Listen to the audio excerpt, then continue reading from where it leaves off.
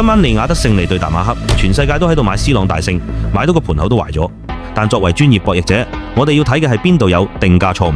大蛇模型要話俾你聽，當全世界都喺度發夢嘅時候，受讓盤先係真正嘅聰明錢去向。大蛇模型計算，利雅得勝利理性只係讓1.25球，但因為 C 朗嘅熱度，莊家夾硬推到2.25。呢多出嚟嘅1.0球就係莊家送俾我哋買受讓盤嘅安全邊際。買達馬克受讓，你未開波已經贏咗1.0球嘅情緒水分，89%嘅散戶資金鎖死喺上盤，莊家被逼喺受讓盤留出利潤空間嚟平衡風險。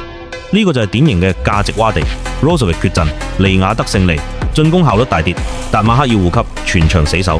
莊家最想見到嘅賽果就係利雅得勝利贏1-0或者2-0，咁樣就可以通殺所有買上盤嘅資金。喺呢個劇本入面，買受讓盤就係最穩嘅選擇。我哋唔係同 C 朗對抗，我哋係利用市場嘅非理性情緒，鎖定真正具備贏錢邏輯嘅受讓盤。